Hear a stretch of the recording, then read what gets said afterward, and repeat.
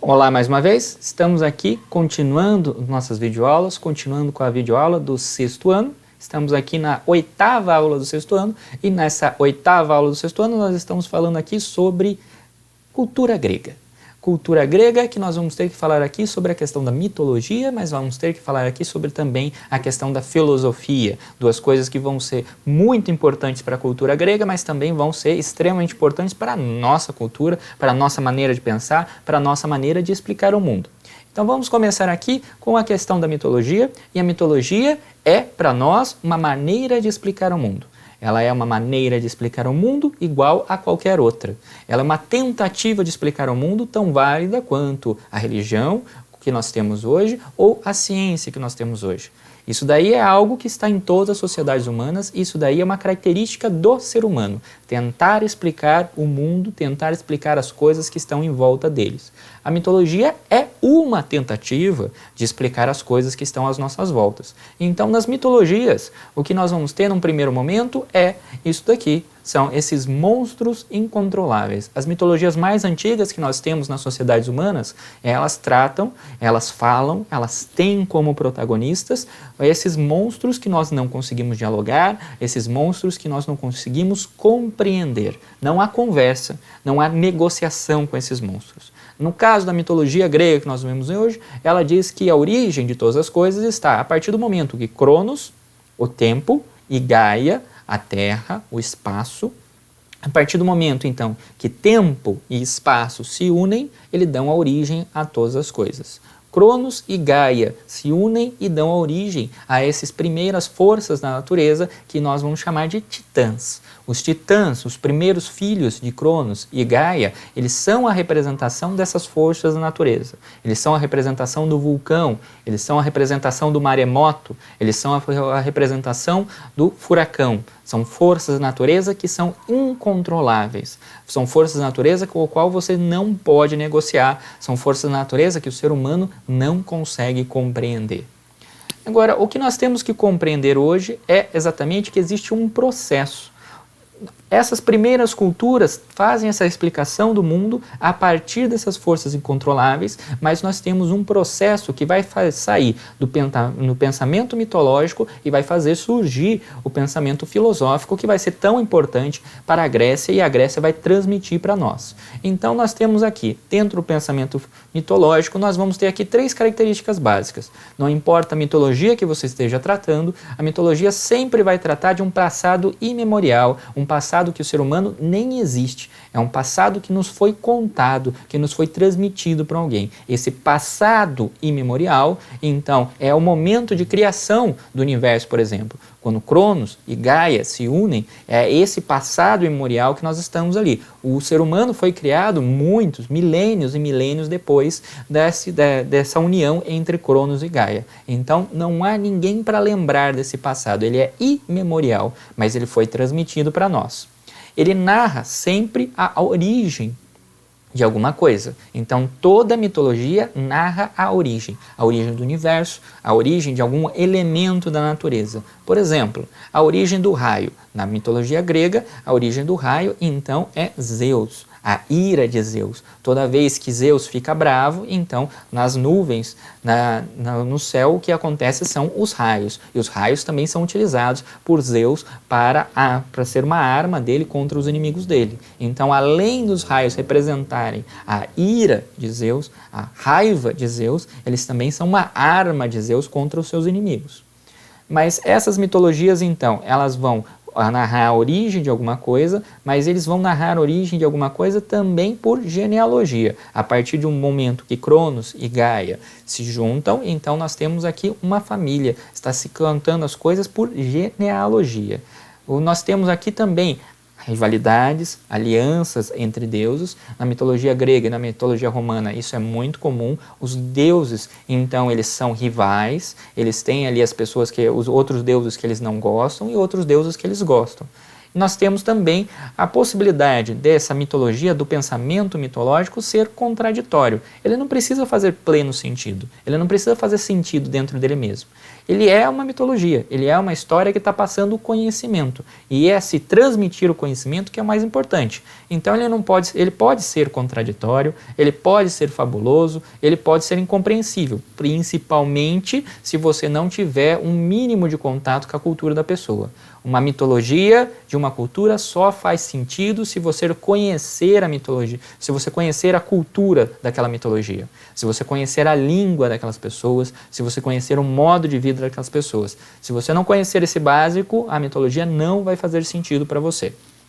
A partir disso, então, nós temos aqui o pensamento filosófico sendo construído a partir desse primeiro pensamento mitológico. Agora, o pensamento filosófico, ele vai ser baseado na razão, ele vai ser baseado na nossa capacidade de observar e compreender o mundo. Então, se o pensamento mitológico também tinha 3 características básicas, o pensamento filosófico também vai ter 3 características básicas. Então, o pensamento mitológico, ele pensava, ele se explicava as coisas a partir de um passado imemorial, um passado no qual a gente não estava presente, o ser humano não estava presente. A filosofia, ela vai tentar explicar também o mundo, mas ela vai tentar explicar o presente, o passado e o futuro. Não é só o passado que explica a origem de todas as coisas, mas nós temos o presente e o passado e o futuro tendo um peso e sendo o ser humano capaz de raciocinar, ele é capaz de compreender aquilo que está acontecendo à sua volta, o presente, aquilo que aconteceu, o passado, e aquilo que pode acontecer, o futuro. Nós vamos ter então aqui uma tentativa de explicar a realidade a partir de elementos simples, elementos primordiais. Dentro da filosofia, o quanto mais simples for a sua explicação, maior é a possibilidade dela estar correta. Dentro do pensamento filosófico, então, a explicação mais simples é a que possivelmente está mais correta. E esse pensamento filosófico, ele não permite contradições. Ele não permite que você tenha um pensamento, alguma coisa dentro daquele raciocínio que não faça sentido. Nós temos que ter um pensamento que seja coerente, nós temos que ter um pensamento que tenha lógica, nós temos que ter um pensamento que seja racional acima de todas as coisas. Agora, o mito, então, ele vai ter diversas funções dentro da nossa cultura. Uma das funções do mito, por exemplo, é a origem da agricultura. Contar, por exemplo, como o ser humano aprendeu a fazer agricultura com os ensinamentos dos deuses, como o ser humano depende dos deuses, depende assim da vinda da primavera para conseguir fazer a sua colheita e fazer a sua cultura. Ele pode explicar, por exemplo, a fertilidade das mulheres. Por que uma mulher é fértil, por que outra mulher não é fértil, por que uma consegue ter vários filhos e outra não consegue. A mitologia serve então para dar essa primeira explicação para as pessoas compreenderem aquilo que está acontecendo à sua volta. E a partir disso, nós vamos formar então culturas, nós vamos formar tradições. Essas tradições hoje para nós podem parecer mágicas, podem parecer assim, uma dança baseada na tradição, por exemplo, celta, pode parecer uma dança meio esquisita, meio mágica para nós hoje, mas isso tudo tem um significado para aquela cultura e está explicando alguma coisa do mundo no qual nós vivemos. Nós temos então o mito, mas a importância do mito para nós não é se ele é verdadeiro ou não. A importância da mitologia para nós não é se ela é verdadeira ou não.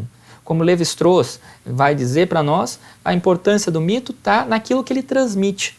E naquilo que, a partir do momento que nós compreendemos o conhecimento que o mito está transmitindo, nós compreendemos também a cultura. O que a cultura grega, por exemplo, está querendo transmitir para a gente e o que a cultura grega valorizava.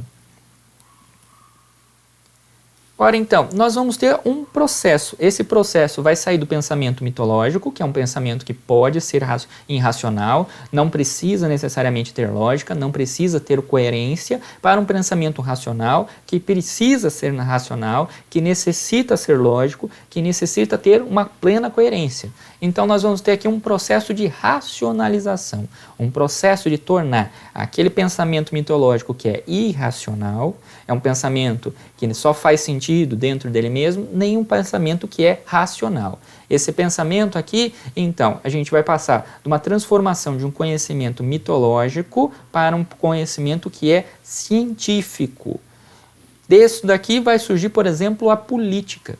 A política que nós temos hoje, a política, que no seu sentido verdadeiro é a arte de dialogar, a arte de encontrar um meio termo, a arte de conseguir fazer com que a sociedade caminhe. Ela vai surgir nesse momento aqui da necessidade que as cidades, principalmente as cidades gregas, vão ter de conseguir negociar as soluções dentro das cidades e, a partir disso, encontrar um meio termo, encontrar um caminho do meio que faça com que a sociedade saia dessa negociação e consiga fazer as coisas. Então a política, ela vai surgir justamente desse processo e a partir disso nós vamos ter algo que vai organizar a sociedade e vai permitir que a sociedade caminhe. Mas ela vai surgir a partir do momento que as pessoas vão raciocinar a sociedade, vão raciocinar as cidades e vão pensar qual é a melhor maneira de eu administrar minha cidade, qual é a melhor maneira de eu administrar minha sociedade, de eu organizar essa sociedade para ela ser o melhor possível, a melhor sociedade possível para os seus habitantes. Isso é política. A partir disso, então, nós vamos ter aqui a primeira geração de mitologia. Essa primeira geração de mitologia, como eu disse para vocês, são monstros incontroláveis, são monstros que você não pode negociar, que você não tem como conversar, você não tem como bater um papo com ele e falar, olha, se eu fizer tal coisa para você, talvez, vulcão, você não exploda e não destrua a minha cidade? Que tal, furacão, se eu for legal com você, você fizer uma pequena curvinha e não passar aqui na minha fazenda e não destruir tudo? Não dá, né? Não dá para negociar com esses caras. Essa daqui são a primeira geração de mitologias. Mas do Titãs, os Titãs eles vão ser vencidos dentro da mitologia grega pelos deuses que nós conhecemos. E estes deuses, eles vão ser com a imagem de um ser humano. Eles não vão ser mais monstros. Eles não vão ser mais incontroláveis. Eles vão ter a imagem de um ser humano e eles vão ser assim como os seres humanos. Eles vão ter emoções, eles vão raciocinar e com esses deuses aqui você vai poder dialogar, com esses deuses aqui você vai poder negociar e esses deuses aqui você pode compreender eles. Você pode compreender por que Zeus faz ou não faz alguma coisa. Você pode compreender por que Poseidon faz ou não faz alguma coisa. Ou Hades, por exemplo. Você pode compreender por que Atena vai ajudar ou não um herói dentro da mitologia grega, mas você vai conseguir compreender a segunda geração de deuses. Essa segunda geração mitológica, esses deuses gregos, não só são compreensíveis, como eles estão presentes no dia a dia das pessoas. Você pode negociar com eles no seu dia a dia. A partir disso, nós temos a terceira geração mitológica. A terceira geração mitológica são os semideuses. Vai ser, por exemplo, a Ilíada, por exemplo, que nós estamos aqui na guerra de Troia. Os heróis da guerra de Troia aqui são seres humanos, são humanos ou semideuses, humanos que são filhos de deuses com seres humanos, mas são pessoas que eles têm uma capacidade um pouquinho acima da gente. Por exemplo, Aquiles é um guerreiro que é o melhor dos guerreiros e semi-invencível. Odisseu, por exemplo, ele vai ser o mais inteligente dos seres humanos. Eles têm uma característica que vão deixar eles acima dos seres humanos, mas eles são seres humanos. Eles morrem, eles envelhecem, assim como nós. Leônidas, por exemplo, que é um rei espartano, ele vai estar ali comandando os seus exércitos e a partir disso ele é um herói, ele é uma pessoa que está acima da capacidade humana normal, mas ele vai morrer na guerra como qualquer outro soldado espartano.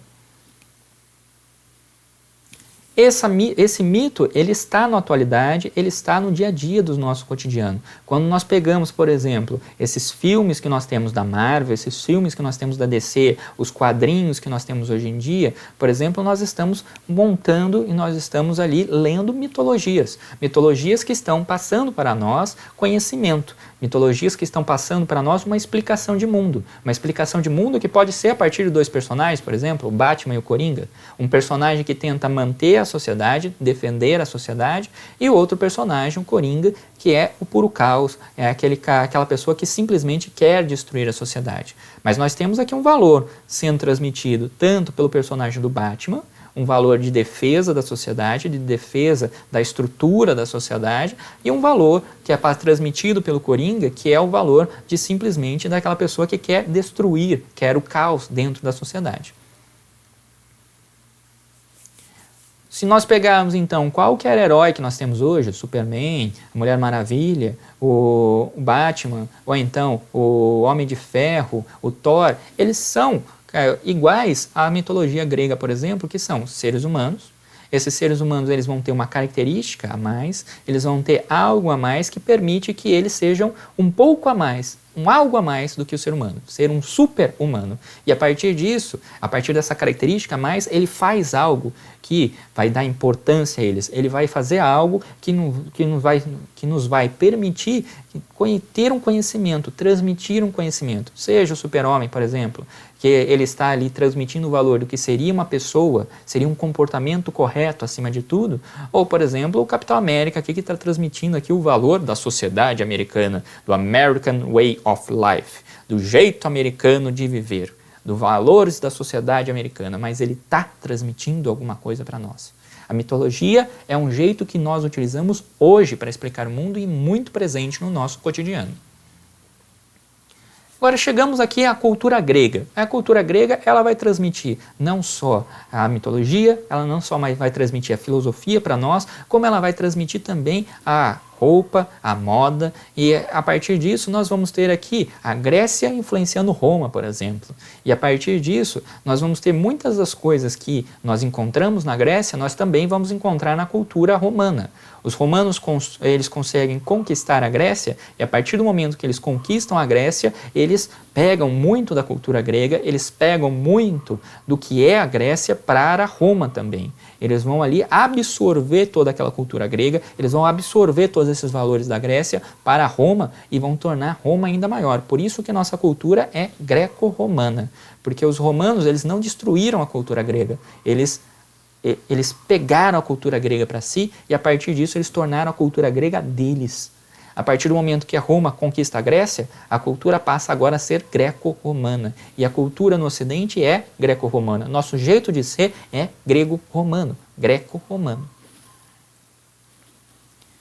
Agora, essa cultura, então, seja romana, seja grega, ela vai ter as suas diversas teorias, ela vai ter, assim, os seus diversos contos, como, por exemplo, Circe e os Leões aqui, no qual vai contar dessa feiticeira mítica aqui, que vai ali ter os seus animais de estimação na sua ilha encantada. Ele vai falar sobre o papel das mulheres, por exemplo, aqui nos seus mosaicos, nos seus vasos, em todo o seu artesanato, falando, por exemplo, da moda e da forma do cabelo da mulher, por exemplo, das vestimentas das mulheres, da forma como as mulheres utilizavam joias, como elas utilizam hoje. Nós vamos ter aqui os desenhos das mulheres, a reunião das mulheres, qual é o papel da mulher hoje. A cultura grega, como a cultura romana, ela vai colocar o papel do homem como centro da nossa sociedade, assim como nossa sociedade também colocou, mudando nos últimos tempos, mas ainda assim nós temos uma sociedade machista que coloca o homem como centro. E a sociedade grega vai começar isso, transmitindo isso a partir do seu artesanato, a partir da sua cultura aqui, que vai ser transmitida para nós a partir da arte.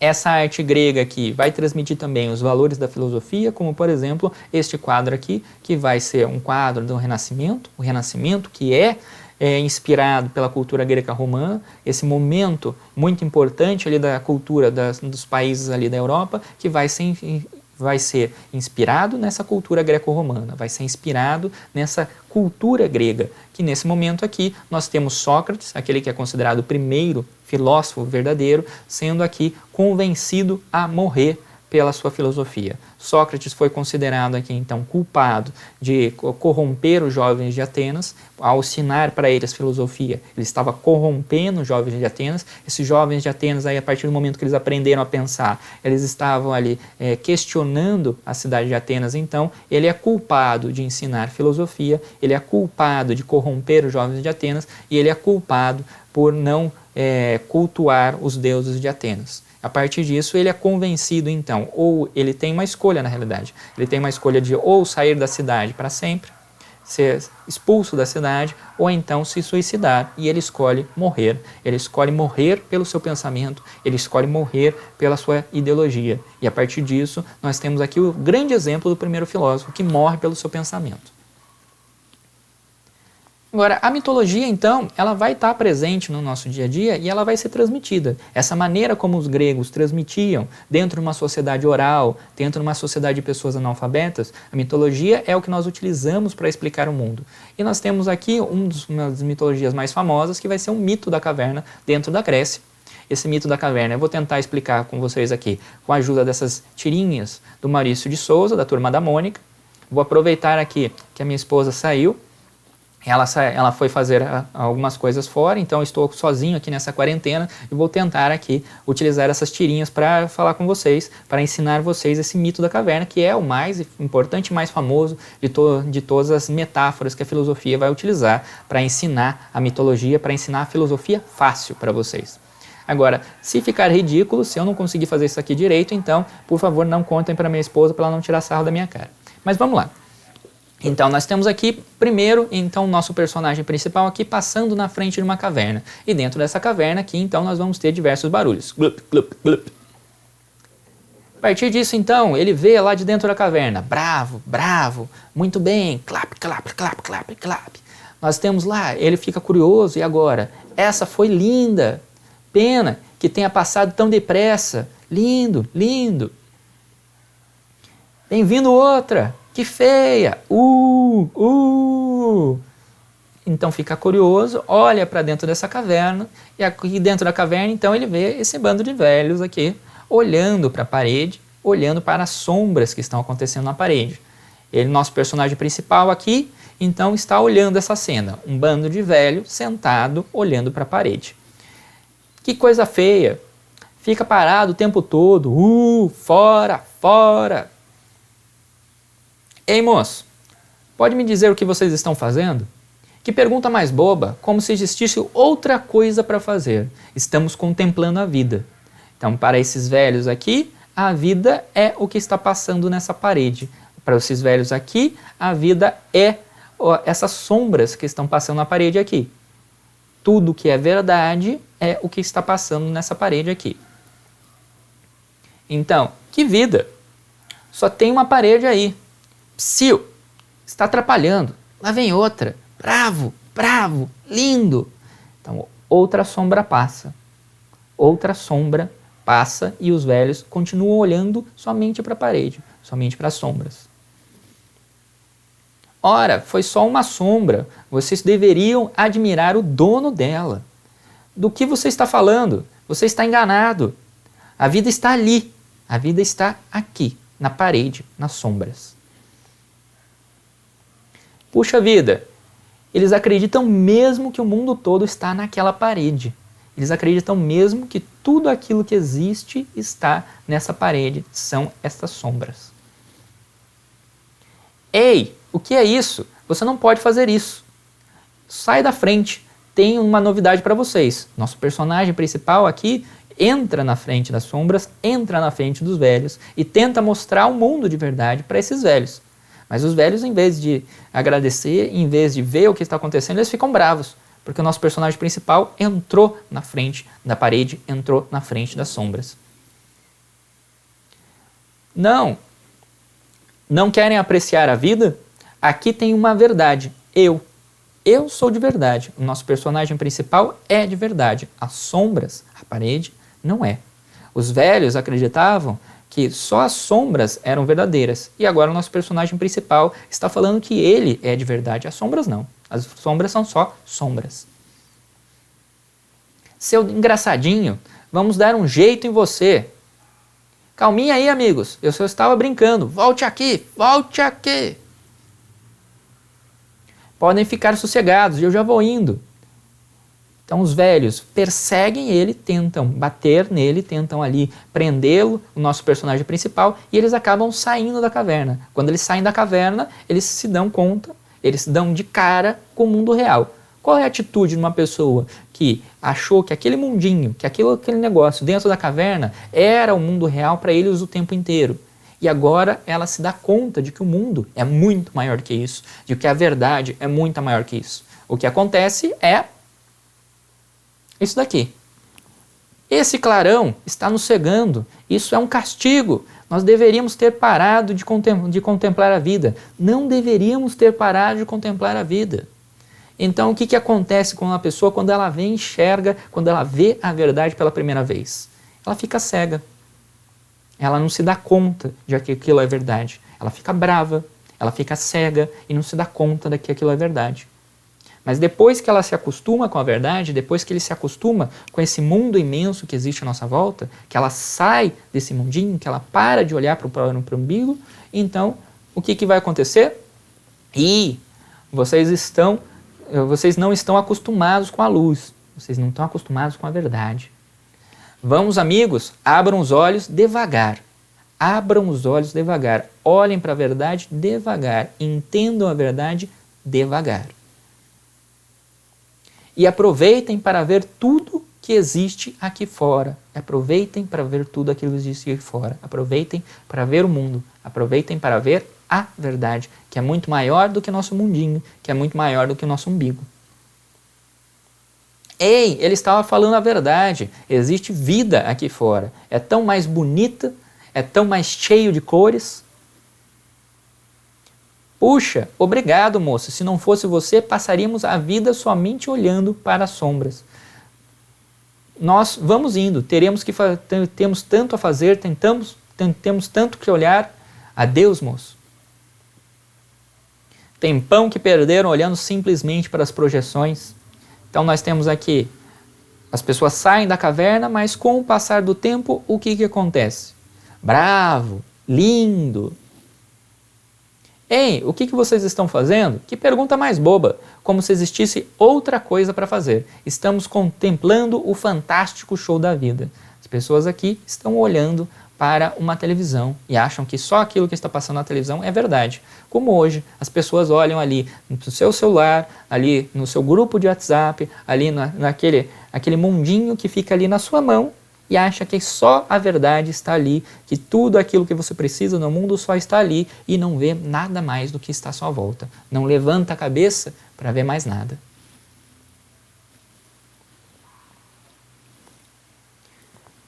O que a cultura grega vai passar para a gente, então, são conhecimentos e também tradições, como, por exemplo, a maratona, como, por exemplo, as Olimpíadas. A maratona que surgiu de uma história, de uma guerra, de uma homenagem ao que aconteceu. Na Primeira Guerra Púnica, então, nós temos ali uma batalha que vai acontecer numa praia de Maratona. E na praia de Maratona, então, nós temos ali os gregos batalhando com os persas, ganhando dos persas, e um mensageiro que é enviado para a cidade de Atenas para avisar a cidade de Atenas que eles haviam ganhado a batalha. Se eles haviam perdido a batalha, se a batalha fosse perdida pelos gregos, a cidade de Atenas teria que ser evacuada.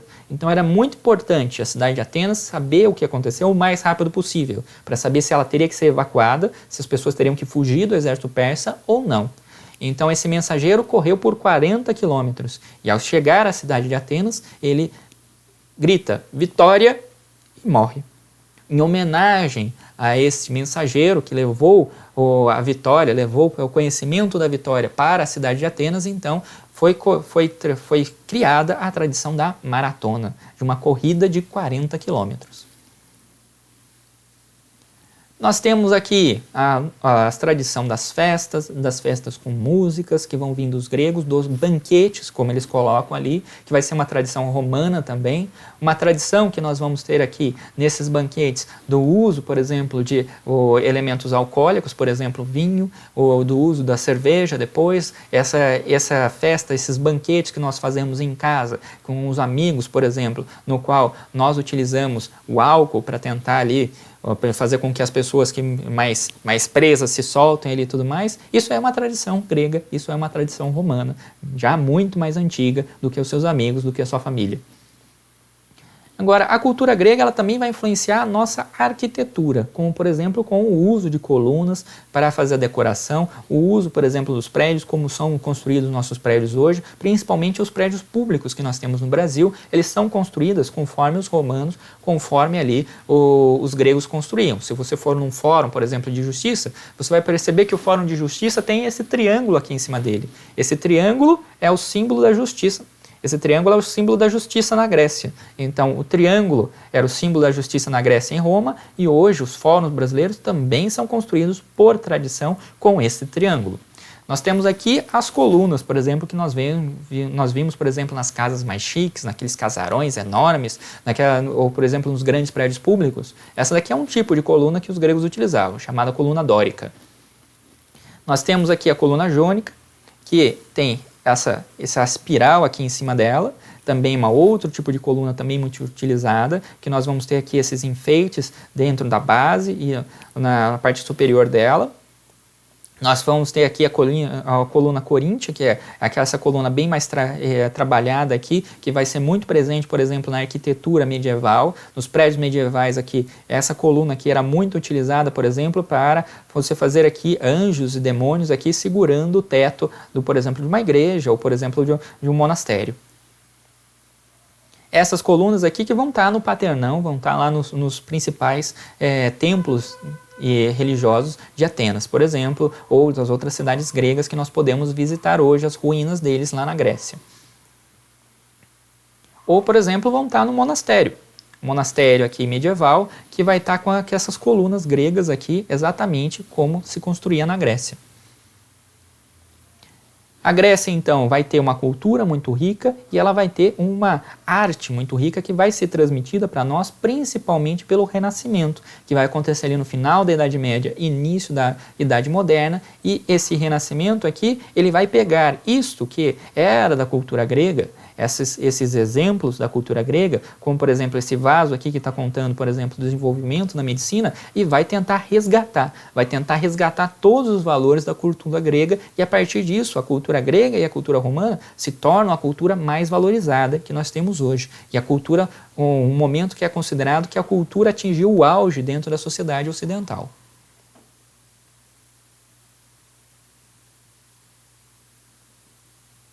Vejamos aqui então, a partir desses vasos aqui eles vão contando os diversos casos, por exemplo esse vaso aqui contando Hércules lutando com o leão de Nemeia, a mitologia. Ou então contando, por exemplo, feitos de uma Olimpíada, o uso de arco e flecha nas Olimpíadas de Apolo, contando a guerra, como você fazia o planejamento da guerra entre os reis, contando como ocorria um banquete e como as pessoas às vezes saíam de uma casa em casa com música para tentar trazer então de uma casa a outra, trazer esse banquete, essa felicidade que nós tínhamos aí, essa tradição em Roma, por exemplo. A arte vai ser aquilo que a Grécia mais vai deixar para a gente mais presente, mais visível para nós. Mas a Grécia deixou então muito mais coisas para nós. A Grécia então vai deixar estátuas que vão desde a Grécia ao Renascimento, que vai imitar as estátuas que nós tínhamos na Grécia, uma estátua grega e uma estátua do Renascimento, por exemplo, a imitação de como os gregos faziam estátuas, do realismo, de imitar o ser humano na sua realidade, tentar fazer uma estátua que seja o mais próxima do ser humano possível. Nós vamos ter aqui, então, estátua de Atenas, estátua de Apolo, estátua dos deuses gregos que vão ficar para nós. Mas nós vamos ter aqui pinturas do Renascimento e arte do Renascimento que vão ficar também muito presentes para nós. Essa pintura aqui, por exemplo, contando sobre a escola de Atenas e contando sobre a fundação da filosofia. Ou então, nós vamos ter aqui uma arte que está contando aqui uma guerra, está contando aqui o que vai acontecer. Nós temos aqui toda uma parede que é cheia dessa arte em pedra para nós, imitando a arte grega.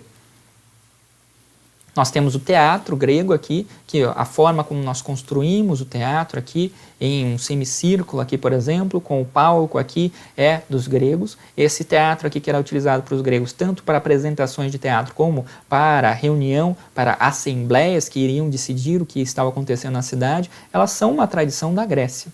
São uma tradição e uma forma de construir da Grécia que nós imitamos hoje. O teatro grego aqui da cidade de Atenas, que existe ainda hoje. E a partir disso, então, nós ficamos por aqui com a nossa aula sobre cultura grega. Espero ter sido claro para vocês. Caso tenha ficado alguma dúvida, caso eu tenha esquecido de alguma coisa, por favor, me manda um comentário, por favor, me manda uma mensagem que eu respondo o mais rápido possível. Até o nosso próximo vídeo, até a nossa próxima videoaula. Tchau, tchau!